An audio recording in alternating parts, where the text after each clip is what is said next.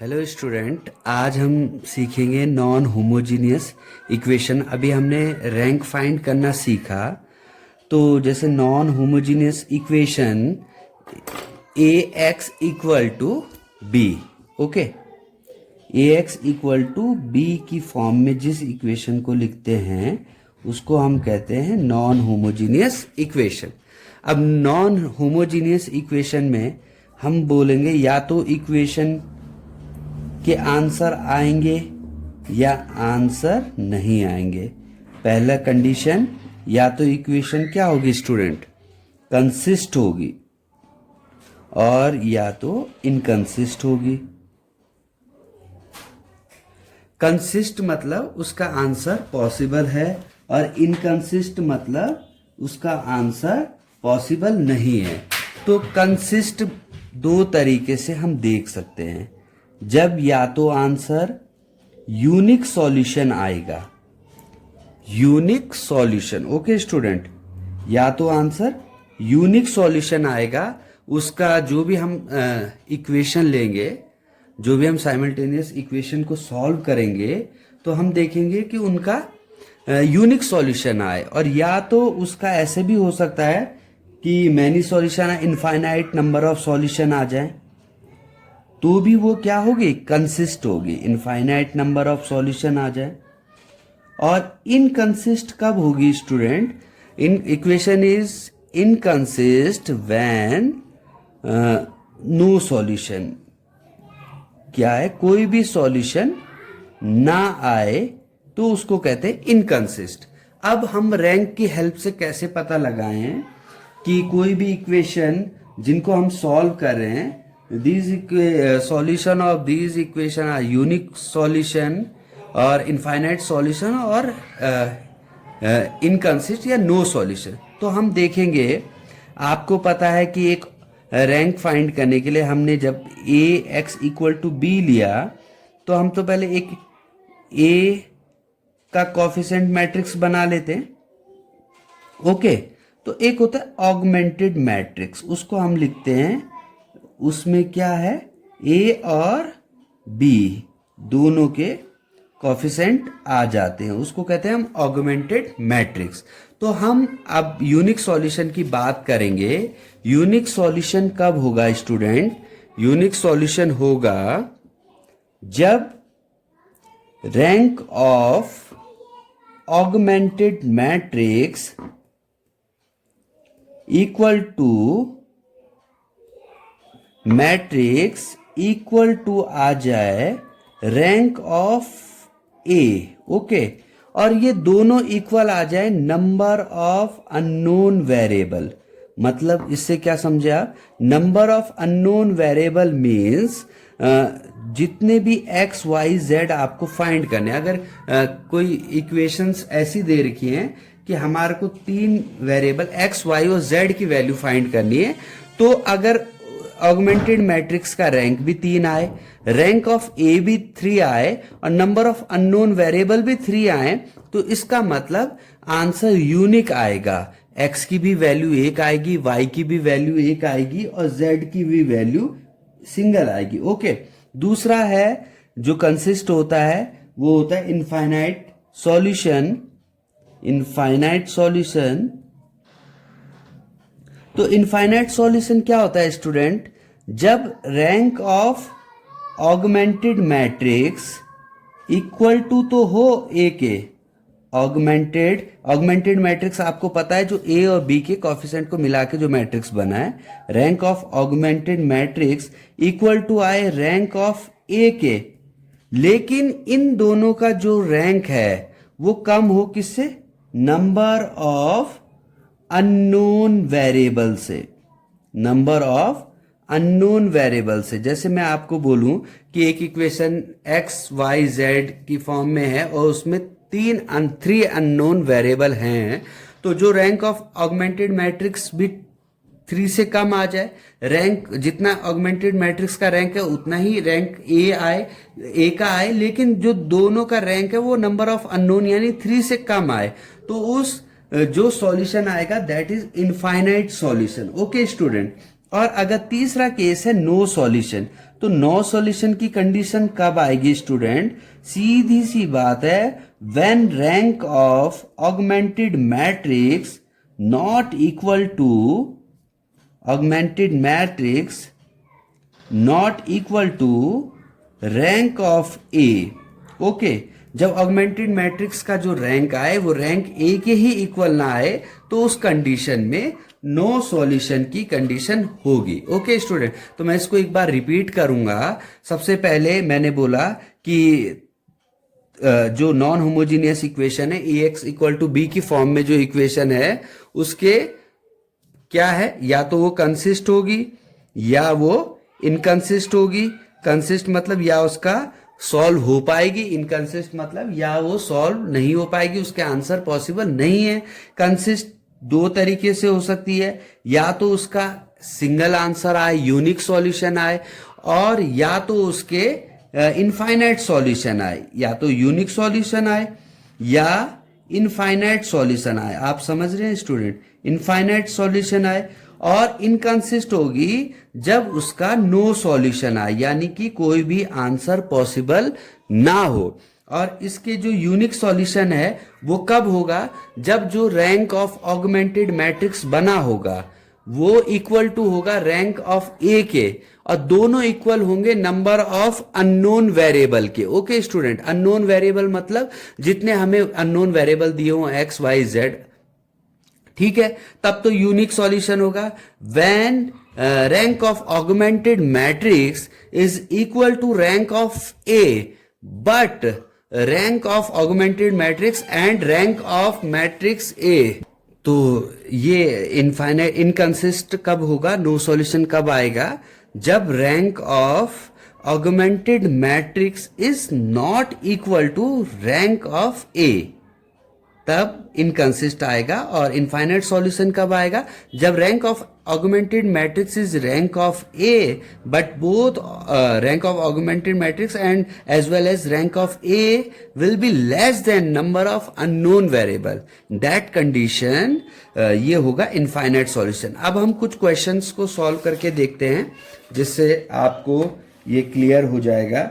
जैसे पहले हमें इसकी कंसिस्टेंसी चेक करनी है कि ये कंसिस्ट है भी कि नहीं है, उसके बाद हमने इक्वेशन को सॉल्व करना है। 2x plus 3y plus 4z equal to 11, x plus 5y plus 7z is equal to 15, 3x plus 11y plus 13z equal to 25। आप देखिए इस इक्वेशन को कैसे इसको सॉल्व करेंगे। तो सबसे पहले हमें पता है a क्या है, a मैट्रिक्स बना लेंगे।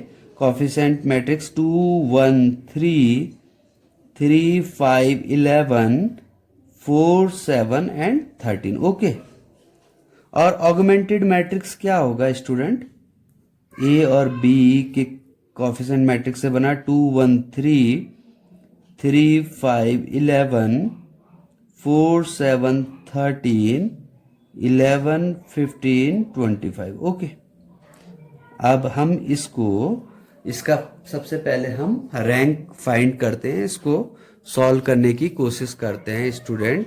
तो देखेंगे हम कैसे इसको सॉल्व करते हैं। तो देखिए आप, सबसे पहले हमने क्या कर दिया, R1 इंटरचेंज विथ R2। हम इसकी हेल्प से इन दोनों को भी जीरो बना सकते थे, लेकिन वहां पे हमारी कैलकुलेशन थोड़ी टफ पड़ जाती क्योंकि हमें लिखना पड़ता R2 replace by R2 minus 1/2 R1। तो अब हमने इसको इंटरचेंज कर दिया तो हमारी कैलकुलेशन थोड़ी सिंपल हो जाएगी स्टूडेंट। 1 5 7 15, ये हो गया 2 3 4 11 3 11 13 25। ओके स्टूडेंट, तो अब हमने इसकी हेल्प से इन दोनों को जीरो बनाना है। तो हम कैसे करेंगे इसको solve? R2 replace by R2 minus 2 R1 and R3 replace by R3 minus 3 R1। Okay student, तो हम देखेंगे 1 2 माइनस 2 0, 3 माइनस 3 0, 5 3 माइनस 2 5 जा 10, कितना हो जाएगा स्टूडेंट? 3 माइनस 10 हो जाएगा -7, 11 माइनस 3 5 या 15, -4, 7, R2 minus 2 R1, 4 minus 14 -10, okay, and 13 minus 21, तो ये हो जाएगा -8, और यहाँ आ जाएगा 15, R2 माइनस 2 R1, 11 माइनस 30, तो आएगा 11 माइनस 30 कितना आएगा स्टूडेंट, -19, और ये हो जाएगा R3 माइनस 3 R1, 25 माइनस 3 45, तो ये आ जाएगा -20, ओके, R3 25 माइनस 15 3 जा 45 -20। अब देखिए, अब इसको सॉल्व करना है हमने, अब इसकी हेल्प से इसको ज़ीरो बनाना है, तो आप देखिए कैसे बनाएंगे। सिंपल है, इसकी हेल्प से इसको ज़ीरो बनाना है, या तो आप ऐसा भी कर सकते हैं कि इसको पहले 1 बना लीजिए, 1 बना लीजिए, तो हम ऐसे ही कर देते हैं। तो सबसे पहले हमने किया R2 replace by R2 by -7, R2 divided by -7, तो क्या हो गया स्टूडेंट हमारे पास 1 0 0 5 1 -4 7, यहाँ पे हो जाएगा 10/7 -8, ये हो जाएगा स्टूडेंट 15, ये हो जाएगा 19/7 -20, ओके। अब देखिए इसकी R2 की हेल्प से हम इसको जीरो, पहले हम इस इक्वेशन को लिख देते हैं जो आपको कोई प्रॉब्लम ना हो। 5 1 -4 7 10/7 -8 15 19/7 -20, इसको हम, तो इसके बाद हम देख स्टूडेंट, हमने इसकी हेल्प से इसको जीरो बनाना है, तो हम क्या लिखेंगे, R3 replace by R3 plus 4 R2, okay.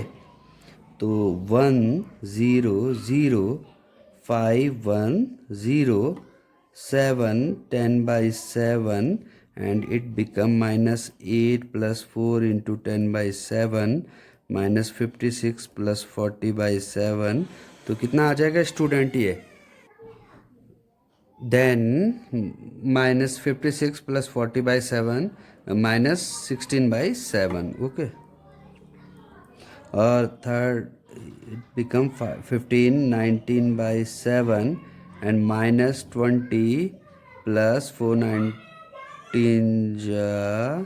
76/7 140 76 -64/7, okay student. तो हम यहाँ पे रैंक चेक कर सकते हैं, तो हम देखेंगे ऑगमेंटेड मैट्रिक्स का रैंक कितना आया स्टूडेंट, ये है ऑगमेंटेड मैट्रिक्स, तो rank of augmented matrix is 3 है, कोई प्रॉब्लम नहीं है। और रैंक ऑफ ए क्या है स्टूडेंट, ये है ए, तो इसका रैंक भी 1 2 एंड 3 है, क्योंकि ऐसी कोई भी रो नहीं है जिसमें सभी एलिमेंट 0 हो। और नंबर ऑफ अननोन क्या है, नंबर ऑफ अननोन वेरिएबल क्या है student, number of unknown variable कितने हैं, सीधी सी बात है, एक्स वाई और जेड की इक्वेशन थी, तो नंबर ऑफ अननोन वेरिएबल 3 है, तो it means rank of augmented matrix equal to rank of A equal to number of unknown. तो इसका मतलब ये है, ये जो इक्वेशंस थी हमारे पास वो यूनिक सॉल्यूशन है उनका, क्या है स्टूडेंट, यूनिक सॉल्यूशन। यहाँ तक तो पहला पार्ट तो हमारा हो गया कि कंसिस्टेंसी चेक करनी है, तो कंसिस्ट है इक्वेशन, इक्वेशन का आंसर आ सकता है, और आंसर आ सकता है और यूनिक सॉल्यूशन है, मतलब एक ही आंसर आएगा, हर वैल्यू एक्स की भी एक वैल्यू आंसर होगा, सबका यूनिक सॉल्यूशन।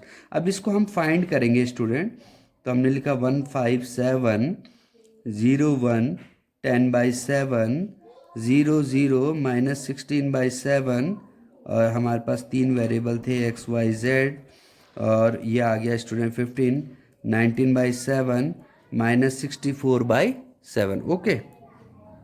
तो अब हमने लिखा student x plus 5y plus 7z equal to 15, second equation y plus 10/7, 10/7 थी student, z is equal to 19/7, और थर्ड इक्वेशन थी -16z/7 इक्वल टू -64/7, तो यहाँ से z आ गया स्टूडेंट, 7 से 7 कैंसिल, 64/16, z आ गया हमारा 4। तो z4 की वैल्यू हम किसी भी इक्वेशन में इसमें पुट कर दें, तो z4 था, तो हमारी एक इक्वेशन थी y + 10/7 z = 19/7। ओके स्टूडेंट, तो y + 10/7 z हमारा 4 है, 19/7, तो ये हो गया स्टूडेंट y = 19/7 - 40/7, तो 40 में से 19 जाएगा, 10 में से 9 गया 1, 3 में से 1 गया 2, -21, तो y आ गया स्टूडेंट आपके पास -3, y -3 आ गया। अब y के बाद हमने इसको फर्स्ट इक्वेशन को चेक किया, x + 5y + 7z = 15, तो x + 5 × -3 + 7 × z is 4 = 15, तो x - 15 + 28 = 15, x 2 - 1 13 = 15, x = 15 - 13 and x = student 2। तो हमारे पास x की वैल्यू 2 आई, y की वैल्यू हमारे पास स्टूडेंट आई -3 और z की वैल्यू आई हमारे पास 4। तो हमारे पास जो इक्वेशन थी स्टूडेंट वो थी इक्वेशन ये 2x, इसमें x आया हमारे पास 2, y आया -3, z आया 4। अब कभी कभी बच्चा सॉल्व करता है और उसको कहीं ऐसा डाउट हो जाता है कि कहीं मैंने गलत तो नहीं किया सॉल्व, तो आप इसको वेरीफाई भी कर सकते हो। आप इन तीनों में से किसी भी इक्वेशन में इसकी वैल्यू पुट कर दो। जैसे आपने फर्स्ट में किया तो 2 × 2 = 4, -3 × 3 = 9, 4 × 4 = 16, -5 + 16 11, इसमें रखो के चाहो तो देखो 2, -5 × 3 = 15, 7 × 4 = 28, 30 - 15 15, and if you put value of x, y and z in equation third, then 3 × 2 = 6, -33, 13 × 4 = 52, then it is 27 + 52 and now it is 25। तो हमारा जो आंसर आया x2 आया, y -3 आया, z4। तो आई होप आप समझ गए होंगे इसको कैसे सॉल्व करना है। सिंपल है स्टूडेंट। यूनिक सॉल्यूशन उस कंडीशन में होगा जब rank of augmented matrix equal to rank of A equal to number of unknown variable आ जाए। मतलब रैंक जो ऑगमेंटेड मैट्रिक्स का रैंक है वो ए के रैंक के बराबर हो, और दोनों का जो रैंक आए वो जितने अननोन वेरिएबल हैं एक्स वाई जेड जितने भी आपने लिए उनके इक्वल आ जाए तो यूनिक सॉल्यूशन होगा। मतलब इक्वेशन का जो आंसर है वो यूनिक आएगा। उसके बाद अगर rank of augmented matrix equal to हो जाए रैंक ऑफ ए के, लेकिन जो दोनों का रैंक है वो नंबर ऑफ अननोन वेरिएबल से कम आ जाए, लेस आ जाए, तो इस कंडीशन में होता है स्टूडेंट इनफाइनाइट सॉल्यूशन। मतलब ऑगमेंटेड मैट्रिक्स का रैंक तो रैंक ऑफ ए के इक्वल तो है, but rank of augmented matrix and rank of A is less than number of unknown variable. इसका मतलब अननोन वेरिएबल ज़्यादा हैं, जैसे अननोन वेरिएबल 3 है तो रैंक उनका 3 से कम आ जाए, तो इन दैट कंडीशन में इनफाइनाइट सॉल्यूशन। और third condition is no solution की कंडीशन कौन सी है स्टूडेंट? जब rank of augmented matrix is not equal to rank of A, तो इस कंडीशन में होता है नो सॉल्यूशन यानी कि इनकंसिस्ट। तो आप इसको समझ गए होंगे, आई होप। Thank you.